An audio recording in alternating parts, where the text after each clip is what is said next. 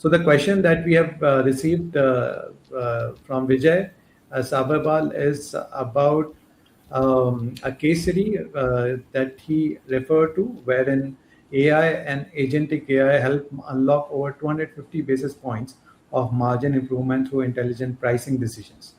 And while the outcomes are compelling, uh, his question is primarily, what are these practical nuts and bolts that are required to make such intelligent decision making work in reality? And what data governance processes and organization changes are needed to move from price-led decisions to value-led outcomes at scale. I think we have already covered the second part of it, but the first part is primarily in terms of the practical nuts and bolts which are required to make such intelligent decision making work in reality, especially when we are looking at unlocking 25 basis points of margin improvement or improvements on EBITDA through intelligent pricing decisions. So, what are those nuts and bolts? If you can, throw some light on.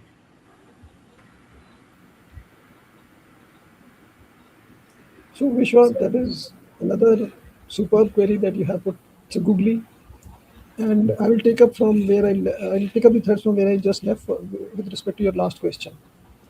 Time, quality, and price. Now, we were trying to discuss how this can be quantified, and that is exactly what this question is about. That what are the nuts and bolts that we can put in place? So, if we just go back a few minutes earlier, I was talking about time, which is causing delays and causing monetary loss or an outcome loss to all the parties that are concerned: the consumer, the service provider, and the infrastructure builder.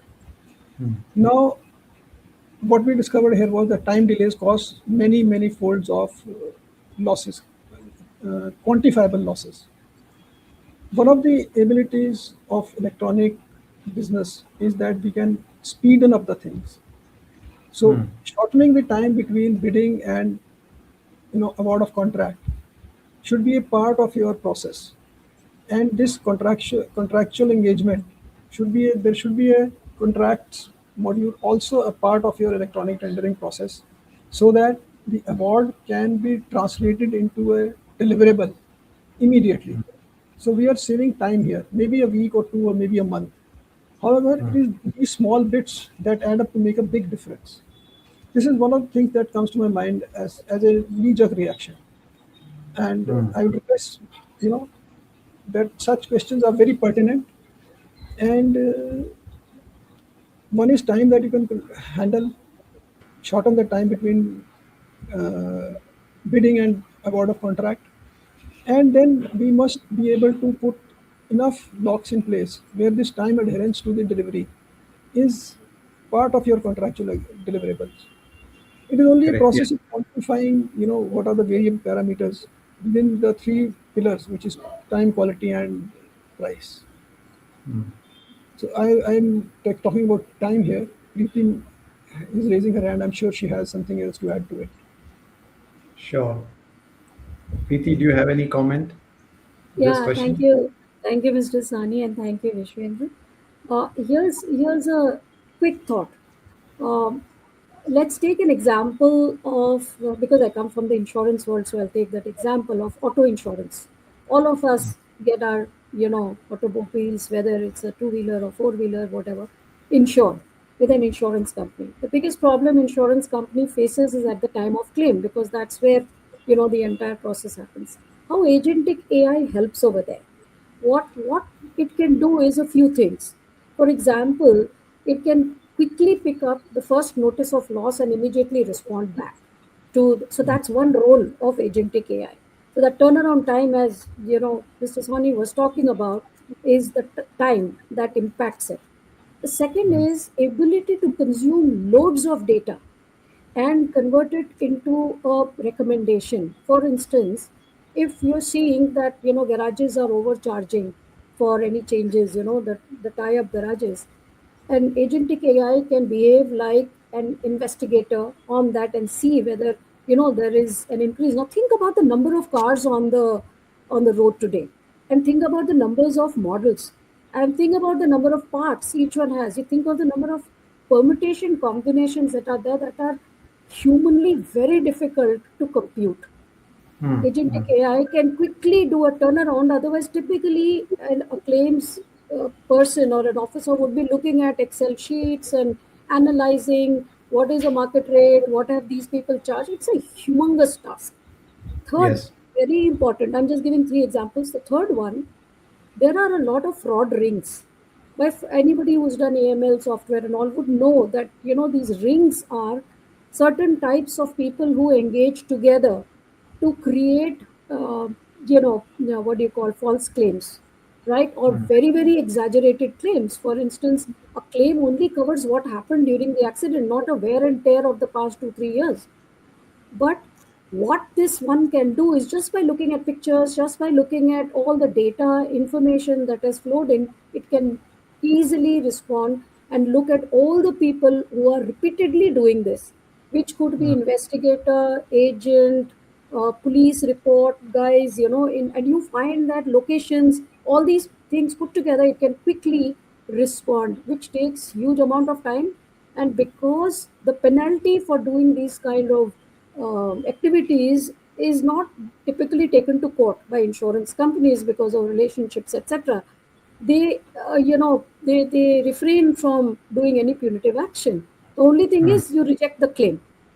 So Yeah. they are more and more, motivated to do it. Chalo, somewhere it'll strike, and Hmm. we'll make big money. So I think these are the three areas where, just think about the huge compute capability.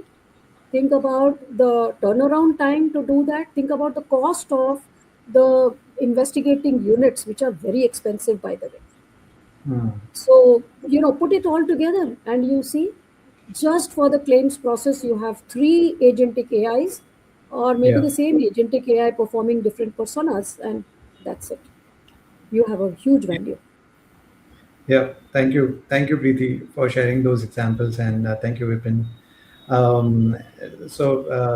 Since we have only a few minutes left, I'm going to quickly go through some of the questions that I have. So one of the, the paradoxes of enterprise procurement is that organizations often want startup innovation, but evaluate suppliers using criteria that only large incumbents can satisfy. PT, since you talked about agentic AI, and you might have seen, you have been working with a couple of startups too. So, how can enterprises create safer entry points for innovative startups while still protecting themselves from risk? Or how startups, sorry, how innovative startups you know, can create a landing spot to enter through the procurement process in the enterprises. Right. Thank you, Vishwendra. See, forward-looking enterprises are already doing a bit of that. They are looking at innovative sandboxes, pilots. They are looking at hackathons, outcome-based programs, and so on and so forth. The challenge that I see is that they deal with an SI and with a startup separately. The idea of having a startup working with what do you call a large SI is tough for the startup, because most they are squeezed out of any kind of margins. They say, we are giving you an opportunity, you better deal with it. That's what happens with SIs. On the other side, qualification with most organizations does not happen, because the typical qualification is based on the number of years of experience, what is your team size, what's your revenue size, how many implementations have you done. Any new kind of startup might not have as many implementations to talk about. So pilots are the way to go. One of the things that organizations could do, and I'm coming from the organization side, is pick up a very small outcome, very small outcome, like how can we do invoices 30% faster on turnaround time, and make the vendor or the startup vendor do that, build it as a pilot. Now, one question that comes up, and I've seen that a lot, is that we're not going to pay for it. You are getting an opportunity, you pay for it. So if you look at it, the startups keep getting that hit. So unless they are a highly what you say, invested upon startup, or they have to figure out whether to do it or not, whether they can afford it. So I Yeah. think one of the changes that needs to happen is on the client side to create a program outreach for the best in value. It's not about whether I choose an SI or whether I choose a startup. It has to Mm, be a combination. Both have their, capabilities. Today, if you mm, see, I think we as a country mostly, I'm not saying about every organization, but you look at the share value of the IT stocks. Why is it falling? mm, Because we are delayed in that exercise, big mm, time delayed. Now we are waking up, but we are waking up only when the lag indicators have hit us. It should have happened when the lead indicators were already showing. So I think time to innovate, whether it has happened overseas, whether it has happened in India, but it's big vendors, SIs can push it with the customers that will get you a combination. So it's time for best of breed and not just either this or that, because they both bring different capabilities to the table. One brings innovation, quick thinking. Was it the average age of startups is very, very less, so they are very innovative, big innovative thinkers. But on yeah. the other side, these guys, the big SIs, bring stability. They bring huge amount of experience. They bring scale, so they can, and a huge integration capability, which startups cannot do. So these Mm, guys have to work together, and it has to be a good WIFM for all of them. There is no freebie out here. yeah. That's what I want to leave it on the table. Yeah, no, thank you, Preeti. Thank you so much for sharing those insights. And I'm going to come to the last question, which is, if you could share any real-world examples that can best demonstrate the shift from, say, price-first thinking to value-first thinking, especially in these, in these procurement cycles. I understand you did talk about earlier. You did share a few case studies with me, but if you could share those case studies here, that will be great. So, Vipin, maybe you can talk about that electricity procurement case study which could actually demonstrate the shift from price first thinking to value first thinking. Sure, Vishwendra. Thank you so much. This is something that I've been a part of, and I'm happy to share my experiences here. Now, electricity procurement in India is again a laggard. However, as soon as the solar energy or alternate energy started to come in, whether it is from wind or whether from sea farms or from solar, there is a perishable commodity that is being produced, and the storage cost of that perishable commodity, which is electricity, is very high. The batteries are expensive. So you need to procure electricity, and it is also dependent upon certain weather phenomena, and weather, as you know, is quite unpredictable. Hmm. Now, in one of the particular cases where electricity procurement was being handled, it was very clear that we cannot go with the L1 because the demand of electricity may not be, one supplier may not be able to fulfill it. So you have a reverse auction mechanism as part of these procurement cycles, wherein multiple vendors can participate and bid for smaller buckets that they fill. Let's say you are procuring 10,000 megawatts of electricity. I have a solar farm which is producing 3,000. Preeti has a solar farm which is producing 5,000. You have a electricity farm which is producing, let's say, 500 megawatt. All three of us are participants to this, in addition to some big players. So some part of that electricity order goes to me, although I may not be L1. Some of it goes to Preeti, some of it goes to you, and some of it goes to large players. And all of us contribute to building that. And the average price is the average mathematical average of the four or five suppliers that you have. Now, in this fashion, you have beaten the L1 issue, but you have also taken into account the timeliness of delivery of a perishable commodity which cannot be stored. And you have been able to create an environment where L1 is not the only criteria, but capacity, ability, and the strength to deliver. And this is something that has practically happened. And without naming any organization, the regulators have been able to achieve this in our country, record levels of low price bidding. Hmm. Okay. All right. Okay. Thanks, Vipin. Uh, uh, Preeti, if you could, draw from examples where rigid enterprise systems actually enable innovation. You did earlier talk about Microsoft's collaboration with McLaren. So, if you could share that case study. Yes, of course.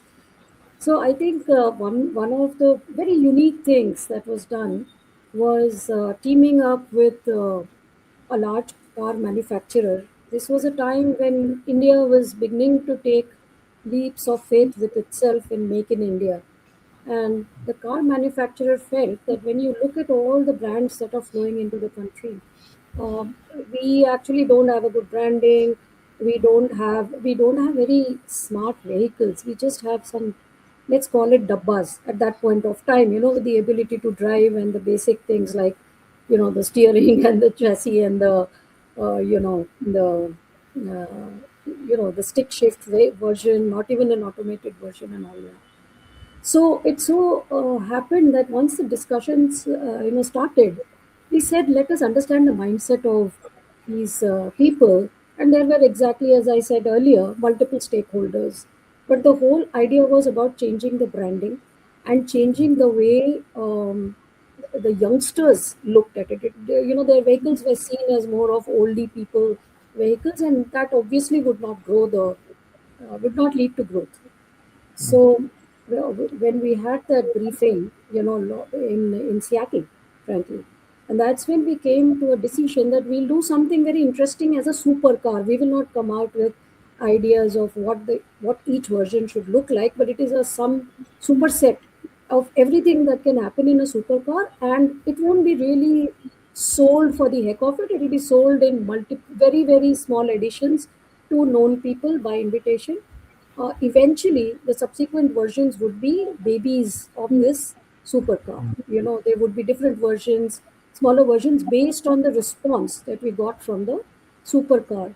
So we created what we called a Forza racing, racing expertise we put inside the vehicle. And there were many other features like AI driven. And this I'm talking about almost 10 years, 8, 9 years ago, when Mm. AI driven cars were not that popular.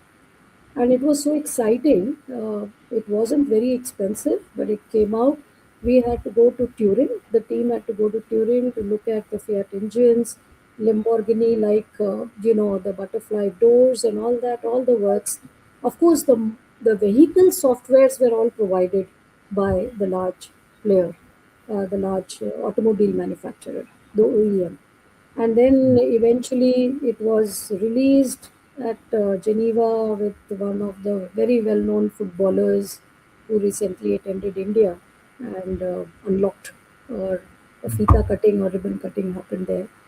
So it was a very exciting, different kind of a deal. And the business analyst there was, I won't name, but I guess everybody will understand, was an F1 car racer from India. So it was highly, highly innovative. And that innovation is what led to creation of that vehicle.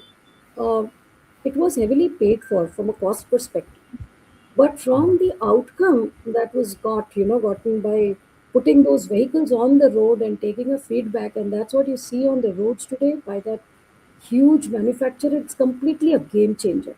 We see new designs, we see a whole lot of Indians now gunning for them. Earlier, we had some 2 to 3 large companies, and now, of course, we may have some 15, 20 organizations selling their vehicle, but it is pretty much in the race now. Considering the cost, considering the features, considering how much appeal it has to the youngsters. So I Yes. think that's a very very beautiful case study. I cherish it in my mind as to how we could create a deal like that. Very expensive deal, but I'm sure it has already given ROI to the organization by now, big time. Yes, absolutely. And these kind of deals are sometimes considered as strategic. So it not only in the financial terms it's kind of adding value, but strategically as well. In terms of your brand, in terms of reputation, when you're building such kind of deals, that actually gives you more leeway and get you your help you open doors in other organizations. So yeah, these are some of the innovative way that that organizations, especially startups, should look at emulating some of these practices. Of course, it requires bigger ecosystems, but yes, there are a lot of innovations that are happening, especially when we are talking about intelligent deal making. So, thank you, Preeti, for sharing these insights. Thank you. We have received one comment from Atreya. Just quickly share. This is all about AI. So one key area where AI should be deployed first is incoming information gateway. Many big organizations do not give board numbers, or people are not able to cross the reception gate. So an AI agent receiving all inbound calls and mails, interacting, evaluating, and then sorting according to requirements, quality, urgency, relevance, and all. So yeah, it's a very long comment, but it's also it's more of an application of AI, especially the voice agents that can actually help open doors. So as we bring the discussion to a close, let me summarize today's conversation into a practical framework, which will be of great help to the audience who joined us live, and to the audience who would watch these sessions later on. So step one: look beyond the document. Understand the hidden buying ecosystem, not just the written RFP. Step two: measure outcomes, not just costs. Evaluate delivery capability, adoption risk, implementation burden, and business impact. Step three: quantify value. And you can quantify value by translating speed, quality, risk reduction, and expertise into economic outcomes. Step four is assess ecosystem risk. Look beyond project scope to vendor health, supply chains, platform security, and operational resilience. Step five is create shared accountability. So move toward models where buyers and sellers are jointly aligned around outcomes. And this is especially critical when we are talking about outcome-based scenarios, especially for procurement, which has been discussed recently. Step six is make compliance the foundation and not the destination, because compliance protects deals. It does not guarantee success. With this, we are going to sign off with this session. So today's discussion leaves us with one important takeaway, which is the future belongs to organization that can balance governance with agility, compliance with intelligence, and cost with outcomes. My sincere thanks to Preeti and Vipin for sharing their experience, insights, real world case studies, and practical wisdom with us today. And thank you to everyone who joined us live from around the world and contributed to questions and perspectives here in the live session. Especially my thanks to Vijay Agarwal and Atreya. Um, Thank you, all of you.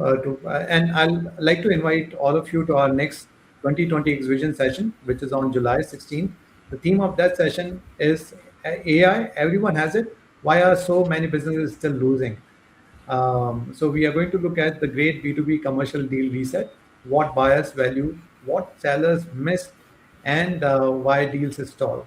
So we'll explore how AI is reshaping commercial decision making, why deals continue to stall despite unprecedented access to technology, and what buyers and sellers must do differently to win the next era of B2B growth.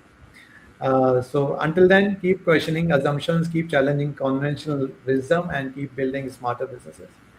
We are reachable on LinkedIn, so you will see our LinkedIn handles on the LinkedIn event page. You can reach out to Vipin, Preeti, if you have any further questions.